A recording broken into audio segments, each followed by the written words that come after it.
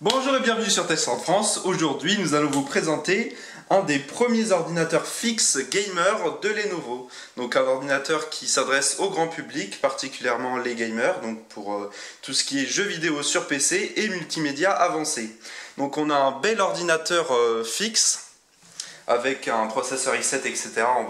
On va détailler ça tout à l'heure. Donc ici nous avons un modèle haut de gamme à 1350 €. Qui débute à 1000 € selon les versions proposées. Alors on va regarder ce qu'il a de fourni avec. Bien sûr, ça va être du Lenovo.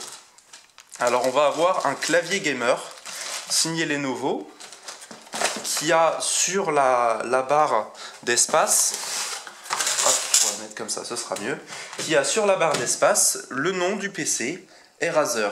Donc c'est un Eraser X510 le PC. Donc nous retrouvons ici le logo Lenovo avec quelques voyants pour la touche Maj, etc. Donc des touches assez robustes qui font pas du tout de bruit à première vue, et donc il y a un petit signe gamer avec ici sur ZSQD les petites flèches, avec ici un logo Windows 8 car il est livré avec Windows 8.1. On retrouve de l'autre côté un pavé numérique avec ici un petit voyant, ça doit être sans doute pour le rétroéclairage, on va voir ça après quand on va tester le PC. Il y a aussi un petit bouton pour le volume, couper le volume, etc. Lecture pause, enfin des boutons multimédia. Donc ce clavier est vraiment très sobre, mais il a été bien pensé. On va aussi pouvoir le relever comme ceci. Alors il se relève très légèrement, il a l'air aussi solide en maintien. Et on va avoir de fourni avec un petit repose-main qu'on va pouvoir fixer comme ceci. Voilà, donc c'est un clavier quand même fort sympathique.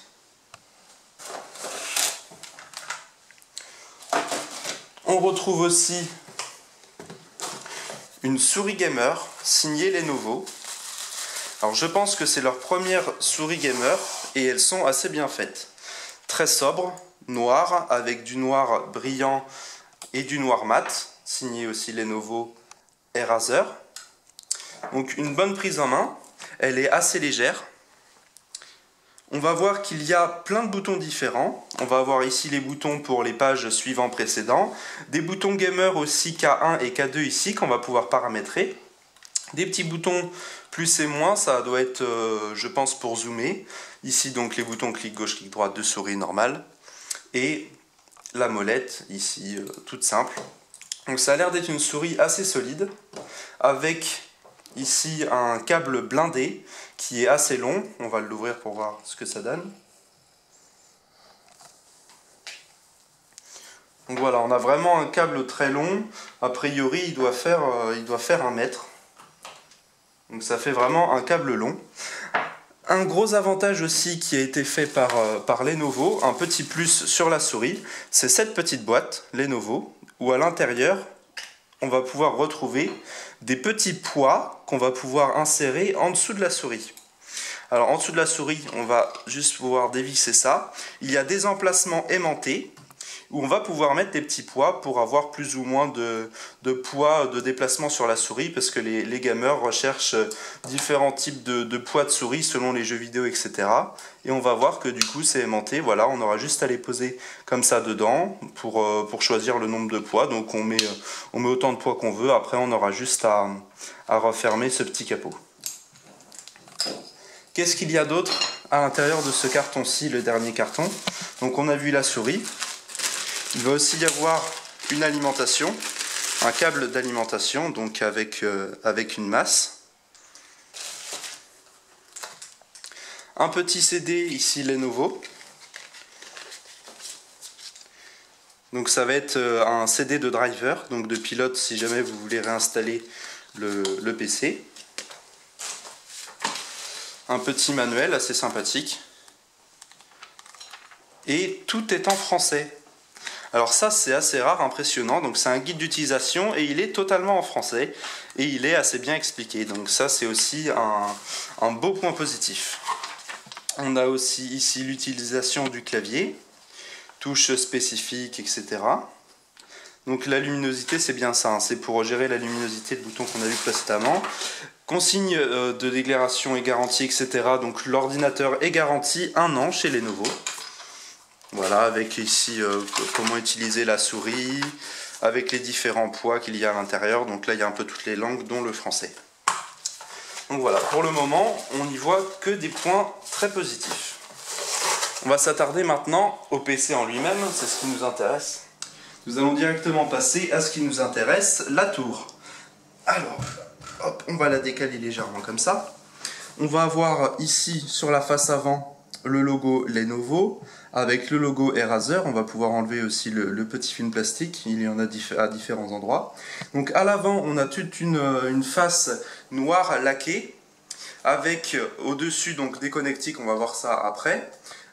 Ici 2 boutons en forme de triangle, un bouton pour le démarrer, et un bouton très original que Lenovo a créé, c'est Overclock. Donc dès qu'on a l'ordinateur allumé et qu'on appuie sur ce bouton, ça va overclocker le processeur pour avoir plus de puissance, et ça, ce sera totalement paramétrable. On va ouvrir ici l'interface avant de l'ordinateur, et on va retrouver un lecteur graveur DVD noir tout simple, avec un deuxième emplacement pour rajouter un deuxième lecteur DVD ou autre chose. Et ici, un gros point fort, on va avoir une baie pour mettre un disque dur, ou donc un disque dur en 3,5 pouces, qui va pouvoir se connecter directement en SATA à l'arrière. Donc si vous voulez mettre des données assez importantes, en plus des 2 Tera aussi qu'il y a dans l'ordinateur, vous allez pouvoir ici prendre votre disque dur avec vos données importantes avec vous lorsque vous partez en vacances ou autre chose. Voilà. Donc on peut refermer ceci. En bas, on retrouve ici une interface avec le logo du processeur Intel Core i7 et une étiquette pour le son en Dolby Digital 7.1. Voilà ce qui est pour l'avant. Donc en avant tout. Donc sur le côté ici gauche, nous allons avoir du noir mat cette fois-ci, suivi d'une petite ouverture assez originale en noir laqué avec une grille où on va pouvoir voir l'intérieur de l'ordinateur. De l'autre côté, on retrouvera exactement la même chose. Donc c'est bien, c'est assez uniforme. On va retrouver aussi le logo Eraser de ce côté-ci, avec le logo Windows 8 et les caractéristiques techniques, les mentions légales, etc. Sur le dessus, on va avoir ici une poignée qui va pouvoir nous servir lors du déplacement de ce PC. Alors vu qu'il n'est pas trop gros et qu'on va pouvoir donc se déplacer avec assez facilement, si vous voulez faire des soirées jeux vidéo, etc., ça peut être pas mal. À l'avant, on retrouve différents boutons. Ici, un bouton luminosité, parce qu'il doit y avoir des lumières qui vont s'allumer sur l'ordinateur. On va voir ça directement et on va les présenter quand on l'aura démarré. On retrouve aussi un lecteur de cartes SD, SDHC et plein d'autres cartes. Un lecteur de multicarte donc. Et ici, 2 prises USB 3.0, ainsi que les éternelles prises micro et casque stéréo donc, sur le dessus. À l'arrière, je vais utiliser la poignée, voilà. À l'arrière, on retrouve l'alimentation. Donc une alimentation 610 watts, 80 plus bronze, on le verra tout à l'heure. Avec à l'arrière des connectiques vraiment très simples, il n'y a pas besoin de plus. Alors là-dessus, ils ont fait très bien. Au niveau des caractéristiques des prises vidéo, on va avoir de l'HDMI et du VGA qui ne vont pas servir car on aura la grosse carte graphique derrière. Il faut noter qu'il y aura quand même un chip graphique intégré, au processeur d'ailleurs. On aura 2 prises USB 2.0, 2 prises USB 3.0, encore 2 prises USB 2.0. Donc à l'arrière, nous aurons 6 prises USB, dont 2 prises USB en 3.0. Une prise Ethernet RJ45. Et ici, une carte son en 7.1 qui inclut même une prise optique. Donc ça, c'est encore un point positif. Et en dessous, nous retrouvons la carte graphique AMD R9 290 en 4 Go de RAM GDDR5. Elle a donc 2 prises DVI, une connectique HDMI et une connectique DisplayPort. Donc c'est du classique, du tout simple. À présent, nous allons voir ce qu'il y a à l'intérieur de cette petite bête. Alors, Lenovo a pris soin de mettre des vis à main, donc on va pouvoir l'ouvrir assez facilement pour modifier ce qu'il y a à l'intérieur aussi. On va voir que c'est très simple, très épuré et il y a pile ce qu'il faut, ce dont on a besoin. Hop. Voilà. Alors déjà pour ce qui est donc de la carte mère, donc on a une carte mère propre à Lenovo ici avec le petit radiateur du processeur donc i7 4770K qui va de 3,5 à 3,9 GHz en turbo boost.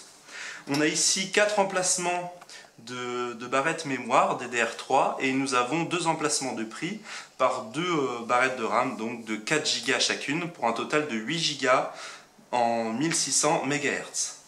On a au-dessus une alimentation 80 plus bronze, donc certifiée, ça aussi c'est très bien. On retrouve en haut le lecteur graveur DVD. Ici, le disque dur de 2 Tera en SATA 3, en 7200 tours par minute. Et ici, un deuxième emplacement si vous voulez rajouter un disque dur. On pourrait aussi mettre un SSD si on le souhaite. Nous avons de chaque côté, à l'arrière et à l'avant, 2 ventilateurs qui s'illuminent, on le verra tout à l'heure. Donc des petits ventilateurs assez simples, mais qui font bien leur travail et qui ne sont pas très bruyants. Et on retrouve ici la grosse carte graphique, donc R9 290, avec ses connecteurs d'alimentation. Et en dessous, on a aussi un autre point positif, c'est qu'il y a une carte Wi-Fi intégrée. Donc on va pouvoir avoir la Wi-Fi BGN directement sur cet ordinateur fixe. Ça c'est aussi un gros avantage parce que maintenant, quand on est dans une maison, on n'est pas forcément près de la box et donc c'est très utile. Alors on va démarrer maintenant cet ordinateur après l'avoir refermé. On revient tout de suite. Après avoir testé l'ordinateur, on a remarqué différentes choses, notamment en termes de luminosité, donc l'éclairage. Alors à l'intérieur du PC, les ventilateurs restent bleus. Par contre, on retrouve à l'extérieur du boîtier, ici, donc une grande lumière bleue, ainsi que le bouton overclock qui est bleu aussi. Alors il va y avoir 3 variables de couleurs différentes qui vont être paramétrés directement en fonction de l'overclock qu'on va faire. Donc au niveau de Lenovo, en fait, ils ont mis un petit logiciel qui s'appelle On-Key Overclocking, qui est très sympathique, donc il reprend le triangle qu'on voit sur l'avant de l'ordinateur. Alors on peut voir ici qu'il y a trois niveaux, il y a basique, amélioré et extrême. Donc en dessous on voit ici la puissance en gigahertz du processeur. Donc on peut mettre en amélioré, quand on clique en amélioré, donc ça met les couleurs en violet sur l'ordinateur. Et quand on clique sur extrême, ça va mettre en rouge, hop, et là on a donc le logo ici, overclock, et le petit voyant en bas, en rouge. Et donc au fur et à mesure de l'utilisation du processeur, etc., ça va booster un petit peu les gigahertz du processeur. On a installé un jeu, on va le tester après, on va regarder un petit peu les caractéristiques techniques de l'ordinateur. Donc Windows 8.1 avec le processeur i7 et les 8 Go de RAM. On va voir ça un petit peu détaillé sur CPU-Z.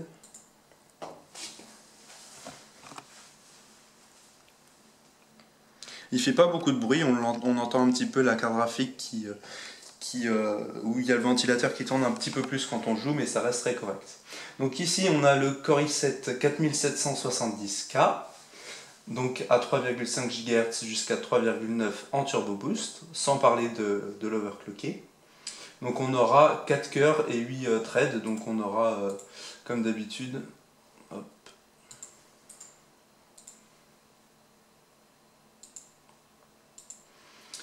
on va avoir 8 mégas cache, ici pour le processeur. La carte mère est signée Lenovo. Donc la mémoire, il y a 8 Go, 2 barrettes de 4 Go, on l'a vu précédemment. Au niveau de la carte graphique, donc on aura la R9 290 avec ses 4 Go de RAM intégrés. Alors Lenovo a créé un petit logiciel qui est sur tous leurs ordinateurs particuliers, plus précisément, et donc c'est Lenovo Solution Center, donc on va le démarrer pour voir un petit peu comment c'est. C'est assez sympathique et complet. Voilà, donc il nous met les différentes alertes de Windows, par exemple pour mettre une sauvegarde, si l'antivirus n'est pas à jour, etc. Et quand on va dans Système, il y a tous les composants de l'ordinateur. Par exemple, dans Unité de stockage, on va voir le disque dur de 2 Tera.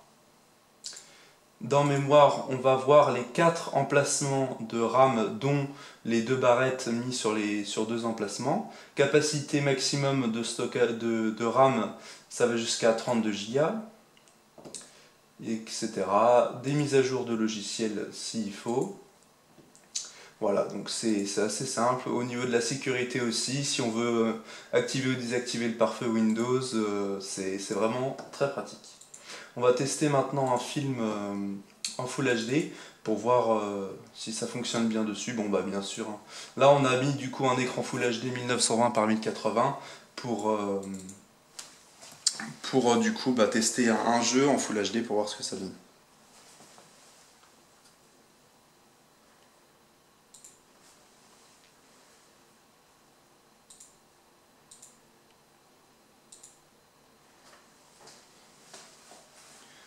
Donc ça reste un PC aussi multimédia, on va pouvoir faire du montage photo et vidéo, en 3D aussi, en 4K aussi si vous avez un écran, ça va fonctionner super bien car on a vraiment une puissance de calcul graphique assez puissante et un processeur aussi qui tient bien la route, donc les dernières générations de Core i7. On va maintenant passer aux jeux vidéo. Donc on va démarrer sur Steam, donc ce sera Metro Last Night.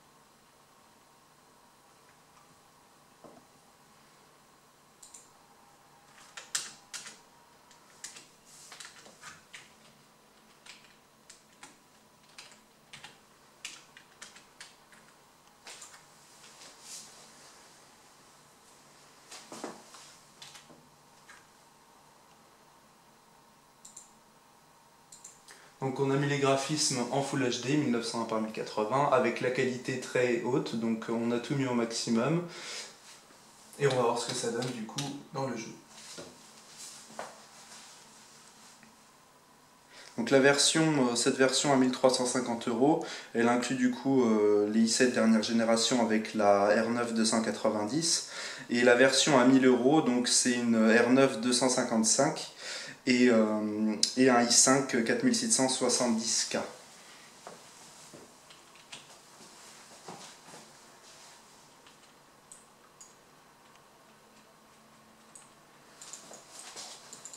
Donc il n'y a pas de haut-parleur intégré, il faudra mettre des enceintes externes après. Donc voilà, dans les meilleurs graphismes en Full HD, une fluidité totale. Donc on entend la carte graphique qui fait un peu plus de bruit, mais bon ça va être toutes les cartes graphiques puissantes, du moment qu'on leur demande des ressources, elles font un petit peu de bruit. On a noté aussi que les ports USB, même les ports USB qui sont en haut, donc qui sont reliés à la carte mère, sont vraiment très rapides. On a transféré un fichier de 10 Go en 1 minute, donc il y a une bonne optimisation en tout aussi des composants à côté. L'avantage aussi, si vous faites des game parties, etc., vous pouvez vraiment déplacer le PC avec la...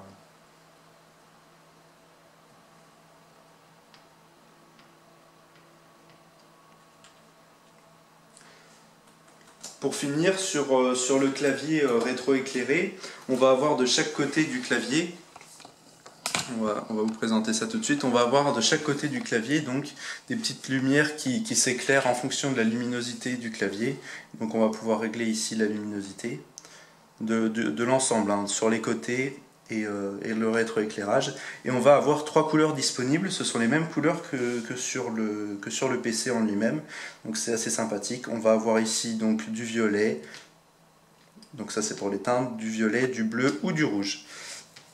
Et pareil, sur chaque couleur, on va pouvoir régler l'intensité. Donc ce qu'on peut retenir sur cet ordinateur, alors déjà le boîtier il est sobre, il fait gamer avec ses lumières et son avant légèrement accrocheur et de chaque côté une ouverture. Il a un bon clavier et souris aussi, donc de Lenovo, qui sont tout simples mais qui fonctionnent très bien, rétroéclairés avec quand même des poids sur la souris. Bah, il est bien sûr aussi très puissant. On a un bon système de calcul de graphisme pour tout ce qui est graphisme, montage vidéo, les jeux, et un processeur i7 aussi de dernière génération qui va l'aider. Aussi un autre avantage, c'est au niveau de la poignée aussi pour pouvoir le transporter, c'est pas mal. On a aussi le bouton pour l'overclocker avec 3 niveaux paramétrables sur le PC comme on vous a montré précédemment. Il y a aussi le rack ici qu'on va pouvoir enlever pour mettre des disques durs. On peut aussi mettre des disques durs en 2,5 pouces ou un SSD et ça fonctionnera aussi parce qu'il y a les trous pour mettre les vis directement sur le rack. Donc là on pourra mettre des 3,5 pouces et 2,5 pouces. Et aussi donc la prise audio optique à l'arrière qui est pas mal. Par contre dans le négatif, bon, il y a très peu de points négatifs. On peut dire que c'est un point négatif parce que sur le côté, du coup, les ouvertures sont assez originales, hein, c'est assez spécial. Alors ça peut ne pas plaire à tout le monde, le design il est assez sobre quand même, mais ça peut ne pas plaire à tout le monde. Et la R9 290 qui fait un petit peu de bruit lorsque on lui demande beaucoup de ressources. Donc à certains jeux vidéo en qualité ultra, la carte graphique, bah, le ventilateur commence à faire un petit peu de bruit, mais bon, ça reste quand même correct. Donc en gros, beaucoup plus de points positifs. Le prix, il est correct en fonction des composants, sachant qu'on a déjà un PC qui est monté. Il ne faut pas oublier qu'il y a aussi le clavier et souris gamer fourni avec, et il est prêt en l'emploi dès que vous le recevez. Ça aussi, c'est un avantage qu'on n'a pas forcément quand on se monte un PC gamer soi-même. Donc là, c'est une bonne unité de travail qui peut compléter par exemple un Lenovo gamer comme le Y50 qu'on a déjà pu tester, que vous pouvez aller voir sur notre chaîne YouTube. Voilà, bon bah ça c'est tout à peu près pour cet ordinateur fixe. On vous dit à bientôt pour de nouvelles vidéos sur Test en France. Allez voir notre Facebook et lâchez un petit commentaire ou un petit like si vous avez aimé cette vidéo. A bientôt!